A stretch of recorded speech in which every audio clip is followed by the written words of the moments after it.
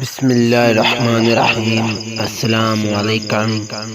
صحیح بخاری حدیث نمبر 111۔ میں نے مولا علی رضی اللہ تعالیٰ عنہ سے پوچھا کہ کیا آپ کے پاس کوئی اور بھی کتاب ہے؟ انہوں نے فرمایا کہ نہیں، مگر اللہ کی کتاب قرآن ہے، یا پھر فہم ہے جو وہ ایک مسلمان کو عطا کرتا ہے، یا پھر جو کچھ اس صحیفے میں ہے۔ میں نے پوچھا اس صحیفے میں کیا ہے؟ انہوں نے فرمایا دیت اور قیدیوں کی رہائی کا بیان ہے، اور یہ حکم کہ مسلمان کافر کے بدلے قتل نہ کیا جائے۔ صحیح بخاری حدیث نمبر 112۔ قبیلہ خزاعیہ کے کسی شخص نے بنو لیث کے کسی آدمی کو اپنے کسی مقتول کے بدلے میں مار دیا تھا۔ یہ فتح مکہ والے سال کی بات ہے۔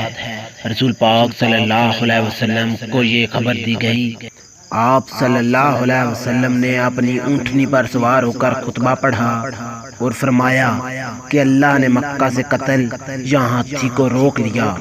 امام بخاری رحمۃ اللہ علیہ تعالیٰ فرماتے ہیں اس لفظ کو شک کے ساتھ سمجھو، ایسا ہی ابو نعیم وغیرہ نے القتل اور الفیل کہا ہے، ان کے علاوہ دوسرے لوگ الفیل کہتے ہیں۔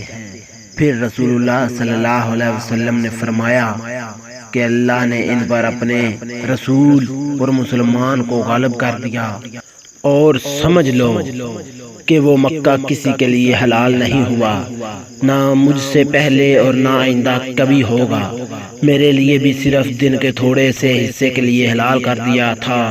سن لو کہ وہ اس وقت حرام ہے، نہ اس کا کوئی کانٹا توڑا جائے، نہ اس کے درخت کاٹے جائیں، اور اس کی گری پڑی چیزیں بھی وہی اٹھائے جس کا منشا یہ ہو کہ وہ اس چیز کا تعارف کرا دے گا۔ تو اگر کوئی شخص مارا جائے تو اس کے عزیزوں کو اختیار ہے دو باتوں کا، یا دیت لے یا بدلہ۔ اتنے میں ایک یمنی آدمی ابو شاہ نامی آیا اور کہنے لگا یہ مسائل میرے لیے لکھوا دیجیے۔ تب آپ صلی اللہ علیہ وسلم نے فرمایا کہ ابو فلاں کے لیے یہ مسائل لکھوا دو۔ تو ایک قریشی شخص نے کہا یا رسول اللہ، مگر از خیر، یعنی از خیر کاٹنے کی اجازت دے دیجیے، کیونکہ ہم اپنے گھروں کی چھتوں پر ڈالتے ہیں یا مٹی ملا کر اور اپنی قبروں میں بھی ڈالتے ہیں۔ یہ سن کر رسول اللہ صلی اللہ علیہ وسلم نے فرمایا کہ ہاں، مگر از خیر۔ صحیح بخاری حدیث نمبر 113۔ میں نے ابو ہریرہ رضی اللہ تعالیٰ عنہ کو کہتے ہوئے سنا کہ رسول پاک صلی اللہ علیہ وسلم کے صحابہ میں عبداللہ بن عمر رضی اللہ تعالیٰ عنہما کے علاوہ مجھ سے زیادہ کوئی حدیث بیان کرنے والا نہیں تھا، مگر وہ لکھ لیا کرتے تھے اور میں لکھتا نہیں تھا۔